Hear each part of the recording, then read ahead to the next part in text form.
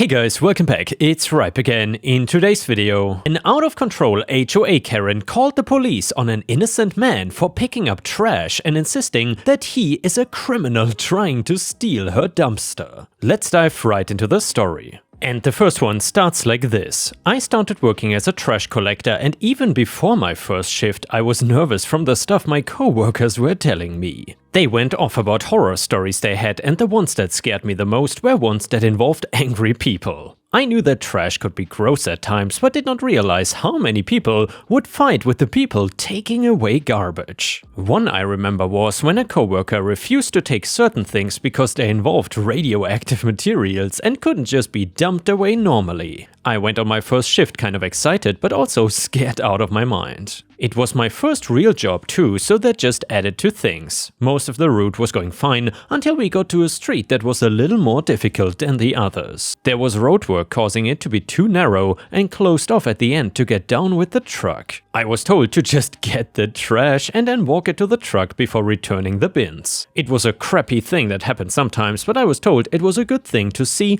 on my first day. A learning experience was called before they left and had me getting the cans furthest away. I went and got the trash and started walking away when a woman came running out of the house screaming at me. I did not know about what was going on, and hearing a voice yelling out at about 7 AM kind of scared me a little bit. I cannot use real names obviously, and I don't even know her name, so I will just call her Karen for this story. And if her comments don't make it obvious, she is part of the local HOA. Karen, stop! Thief! Unhand my property! Me, are you talking to me? Karen, yes, I'm talking to you. You picked the wrong neighborhood to rob. I'm on the HOA board and I keep this neighborhood safe from people like you. Walking around like you own the place and take anything you want, huh?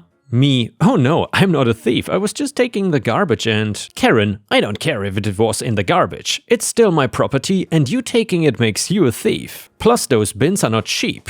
Me, I mean that I was taking it to the garbage truck. We cannot get down the road, so I was just bringing the trash to it. I was gonna bring back the bin, of course. Karen, I never saw you before. Me, it's my first day actually. Karen, oh well, that's really convenient, isn't it? You won't think it's so funny when the police get here. She then calls the cops and I have zero clue what I'm supposed to do. This was not covered in training and I felt like my feet were just glued to the spot. Another coworker came to see what took me so long when he saw Karen and me just standing there. I explained to him what happened and he tried to tell her that I was the new Trashman and just trying to dump her garbage. But if she wanted to keep it, then we would leave her bin. She refused to let me leave though, and the police came with sirens blaring, thinking that there was a real robbery happening and that they had to come and stop it. She started screaming that I was stealing from her and to arrest me. I actually thought that I was going to be put into handcuffs or something, but the police saw that I was wearing work clothing and listened to my coworker when he was explaining. The police understood what we were doing and told Karen that we were not stealing from her and there was no emergency.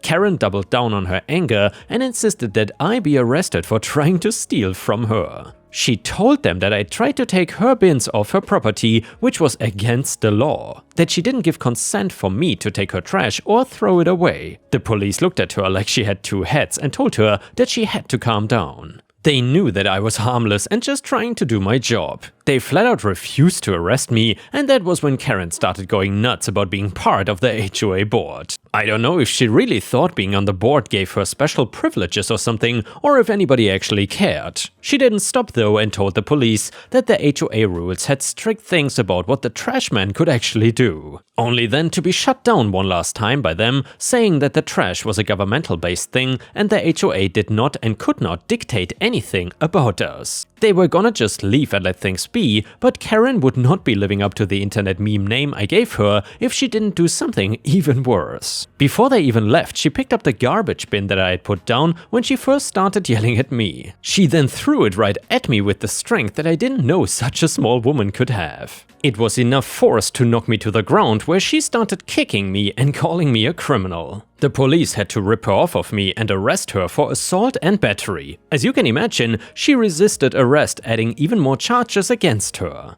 I was in some sort of shock, as to this day I cannot remember the rest of that first shift I had. All I remember is that later that night the rest of the guys took me out for drinks and had me tell them the story. They thought it was funny and told me that I was not actually a real trash man until I had a story like this to tell. They just did not think I would get this crazy of a story on my very first day. As for Karen, I was asked to go to court one day to tell a judge what happened and answer some very basic questions, proving my job and other things that happened before the police arrived. I was able to later look up what happened to her, as charges can be found out publicly. She was found guilty of the charges I mentioned before, but another one that I didn't even know she was being tried for: misuse of emergency services. It turns out that her call to 911 was not the first one she had made that ended up being a false alarm, thinking that she could use the police as like a weapon against people by threatening them into doing what she wanted. I don't know if they go off severity or a number thing with this kind of charge, but she was found guilty of that too. After a month on that route, I was changed to a different truck. My first route is kind of a basic training route. I never saw that street again. And yeah, there at the end, OP just added too much personal information, which doesn't really need to be out there on the internet, I would say, so that's why I censored it. Either way, honestly, in this story, I cannot understand this Karen in particular, because I would never disrespect people picking up your trash. These people are some of the most important people in society, honestly, because without them, our streets would look like Paris a few months ago, and nobody liked that. So therefore, huge props to the people picking up trash. They are doing really important work. Then again, to be honest, I have to say, here in Thailand, the trash pickup stuff definitely works very different compared to the West. In smaller cities, it's pretty much only like private companies or maybe like small self-employed businesses that pick up the trash.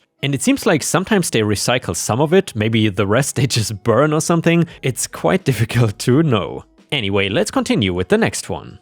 The next one is titled Company Malicious Compliance. 8+ years ago, I used to work as a business analyst for a large multinational construction materials company. I was a good employee. They were a great employer. I'd been given 2 promotions in my time there and been moved to several domains in the IT department. And I learned a lot. A role came up to be a senior business analyst within a new domain, and for various reasons I was denied the promotion. Not a big deal, I understood the reasons, I really did. I was not bitter.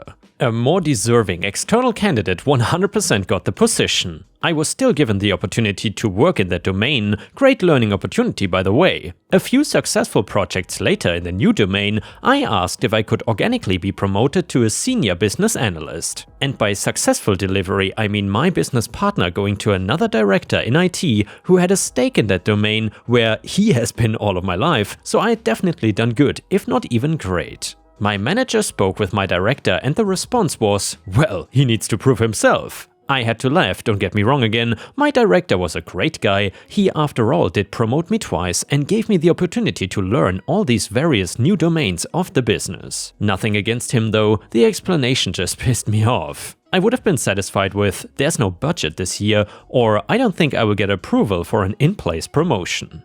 HR was one of the domains I supported, so I know how things go. So I kept learning the new domain and started applying for various jobs outside the company. It took a few months, but one role finally clicked. Current job is $88,000 plus 15% bonus paid annually. New job? $110,000 plus 30% bonus paid quarterly. And that is an insane job, by the way, let me say. Either way, the director wanted me to prove myself. I then just proved my worth to another company. I got a $22,000 raise on my base and doubled my bonus percentage. My manager then comes and asks me, so was there anything we could have done to keep you, like make you an SR or something? I said, well, I only started looking because they said no to being promoted. Otherwise, I was and I still am happy here. The money is hard to turn down though. In hindsight, I am glad they denied me the promotion. I would have never left that company otherwise and not been on my current career trajectory. And the next one is a story about an entitled Karen. Since there's only a week left of summer, I decided to take the kids to the local amusement/water park today. As I've gotten older, the rides have gotten a little tougher on me. In addition, my daughter tends to get motion sick rather easily. I don't like the way motion sickness pills make me feel. So I always take a Ziploc baggie full of ginger candy along to prevent and soothe nausea. Today I had chewy mango ginger candies, hard plain ginger candies and hard lemon ginger candies.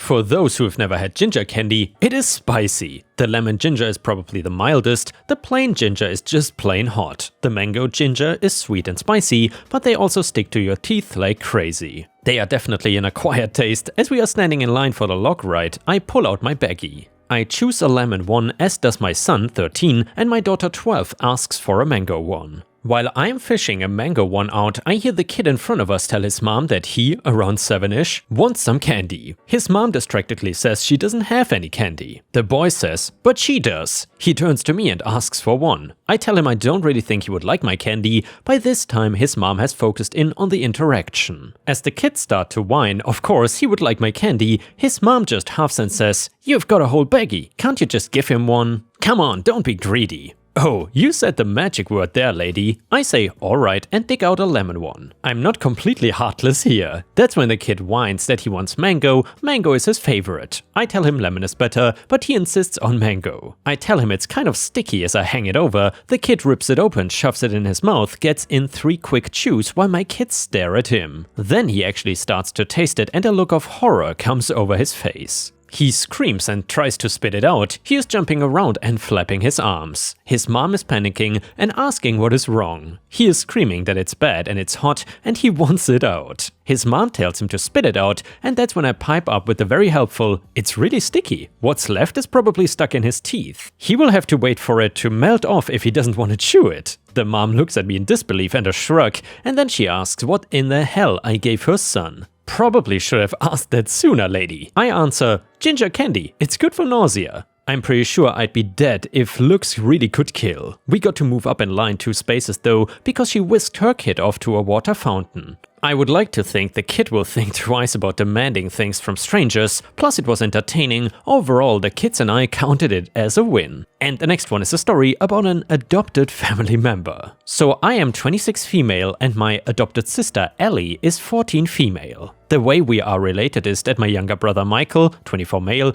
has been with his wife Maya, or Maya, I'm not sure, 24 female since their freshman year of high school. Maya and Ellie had a really bad home life, and my mom is very much a "my home is open to everyone" type of person. So over that year, Maya began spending more and more time at our house, eventually bringing Ellie over as well since she was always babysitting. By the time Michael and Maya were 16 years old, Maya basically lived in the guest room and Ellie spent after school most weekends, holidays and summer vacation at our house. My mom and dad say that they both love Maya and Ellie like their own children, and my other siblings, 18 male and 16 female, also treat her like she is part of the family. Even after Maya and Michael moved out, Ellie is still at their house the same amount, if not more than she was before. Now to preface, I have nothing against Ellie. She is a good kid and I make an effort to be nice to her. However, I've never really liked how she was foisted into our lives. She is not actually adopted and she still has parents and her own family. Yet my parents spend so much time and resources on her, it is ridiculous. Everyone else has started unironically calling her their daughter or sister, and I have refused. I just don't consider her to be family. Anyways, I got married recently, which is where the issues start.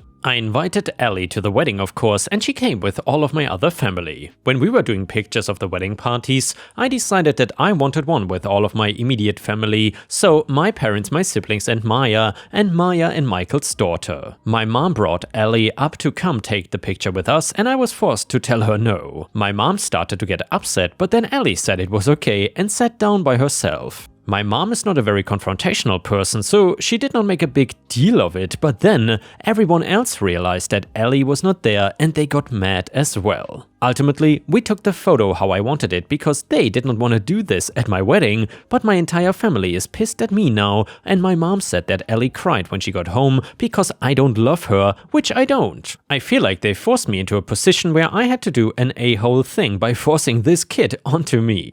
I don't think I should have to consider her family if I don't want to. Am I the a-hole here? And yeah, Ripe Stars, let me know in the comments what you think about this story. Is OP being an a-hole or not? And a comment on Reddit said the following: "Wow, massively weird energy on this comment thread. Not the a-hole. I think a bottom line principle is that nobody should ever be forced to be family with anyone, period. All these am I the a-hole commenters seem to grasp that just fine when a step-sibling or step-parent is forced onto someone. However, that framework applies here too. If you truly are kind to Ellie, that's all that you owe her. My god, you're allowed to take a family photo at your wedding." Comment number 2, not the a-hole. She's a good family friend. She's not a sister-in-law. She's the sister-in-law's sister. She has parents, a family, and a bedroom that she goes home to at night. Although your parents are invested in her, she is not your sister, adopted or otherwise. And now we got an update to the story from OP, and it reads like this. "After the ceremony but before the reception, the wedding party and both of our close families took photos. I didn't include Ellie in this photo session and she sat with the rest of the regular guests waiting for dinner.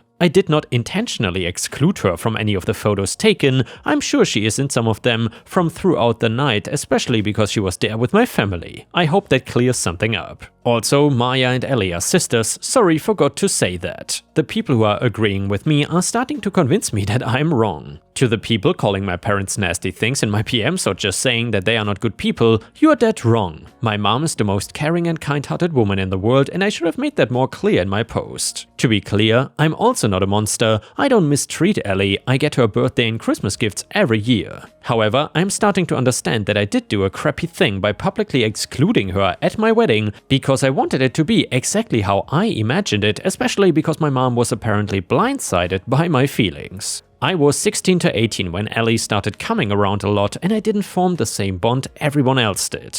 I never super liked being around kids, including my sister who by all accounts behaved way worse than Ellie ever did. However, I recognize that she has become a part of our family. And I think I'm gonna make more of an effort to get to know her properly because I do know she is very mature and intelligent for her age. Also, I don't mean to minimize what Maya and Ellie have gone through by saying she wasn't physically abused. I more so meant to explain why she hadn't been legally removed from her mother's house. She does have extended family that actually cares about her, but they live at minimum an hour away, so she stays with my parents the majority of the time. And now let's move on to the next story. It starts like this. And the next one is titled, "Stupid Boss Gets Owned." Okay, so a little bit of a backstory first. I'm a 20-year-old college student full-time and doing 23 plus hours a week on top of classes to make ends meet. I live paycheck to paycheck and have a car I am/was paying off. I used to work at a McDonald's in my hometown, but since I moved to live on campus, which was 45 minutes away from my old job, and I was not willing to make the commute. I then decided to apply and got accepted to a small sandwich shop 10 minutes from my college, which was a blessing. It started out great, plenty of hours, easy work and fast days.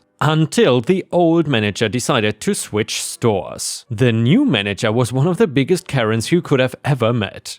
Like bad, and when I say bad, I really mean it. She completely changed the procedures and made things so much worse. And when I would have to stay over sometimes 2 to 3 hours after closing, she would burst in the next day yelling, screaming at the top of her lungs, "Stop staying later, then you have to be out by 8:30. We won't pay you for any time past then." I had no choice because the list she gave me to do to close the store alone every night, may I add, was extremely time consuming, especially with no help. I was expected to stop serving at 8 and do 5 people's worth of work in 30 minutes. So it simply was not doable. Hearing I was not gonna be paid for time I worked, time I spent making sure everything was done on the list before I left, otherwise I would be fired, for not doing all of it would go unpaid, as well as I would be fired if I stayed longer than 8:30. There was no winning. On top of that, the moment management switched, they decided they were giving people too many hours and cut me to only 3 hours a week. That went on for 4 weeks until I decided enough was enough. $45 work weeks was not even worth putting in the time and effort to even show up. So on one of my weekends I was with my parents off campus. I was due to work that day, 3 hours of course, my only day that week. I was shopping near said sandwich shop. It is located inside a Walmart. My mom and I were discussing for the last week how I maybe should just quietly leave, since it seems they are trying to fire me without saying they are firing me, wanting me to leave on my own so they would not need to fill out paperwork. Right then and there, I decided, you know what, screw this job and screw my entitled Karen boss. I sent her a text that I quit on the spot and to not expect me to come in that night for my shift. She texted me back ranting about how since I'm not giving her a 2-week notice, I'll never be able to work at one of those sandwich shops again. At that point though, I did not care. I already had to give up my brand new car of only 4 months because I couldn't pay my loan and insurance. It was a nice car, a white shimmery 2016 Hyundai Sonata. I loved that thing. I told her at some point that week I would try to get the brand new uniform that, funnily enough, they had just given to me the week prior, a whole 3.5 months after I started working there. But I warned her my classes run until right before closing. I did not know when I would be able to do so. She texted back in what I could only imagine the snarkiest tone possible. No, I really need that uniform back tomorrow. I told her I'm sorry, but that may not be possible due to my school schedule and I'm not willing to ditch a class to drop off a few pieces of clothing. She said, no, you will bring it back tomorrow and don't even try to lie to me. You were seen in the store that day. You quit. No excuses. Okay, then she said no excuses. I did not want to go into an argument with her over it. And knowing herself she would be closing that day and my classes ended at 8 exactly, I happily complied. I made sure I would arrive right as she was closing the lock on the gate. I was bringing the clothes in my reusable shopping bag. I had not thrown away bags, and since she cannot take and claim my bag as her own, I was just gonna give her the clothes one piece at a time. Knowing she would have to carry them out of the store juggling them back home made me happy.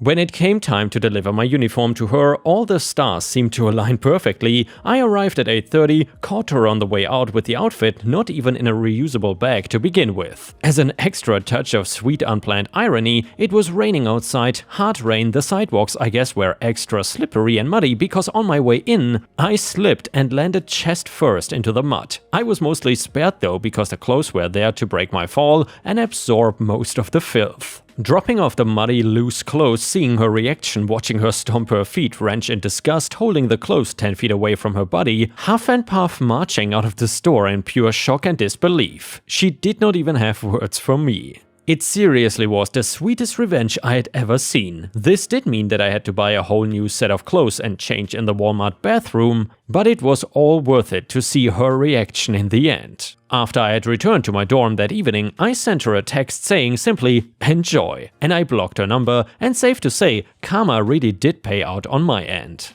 And yeah, Ripe Stars, I have to say, that was a beautiful, innocent, petty revenge story, and that's exactly what I like about petty revenge. It is satisfying and yet not too evil or bad. Although then again, sometimes you just need something like pro-revenge or even nuclear revenge to satisfy your needs. And with this, we have reached the end of the video. However, if you cannot get enough of my content, please check out my endless playlist where you can find thousands of hours of content. In addition, please don't forget to subscribe to my channel to not miss any of my daily uploads. Thank you so much in advance, and I hope to see you again tomorrow.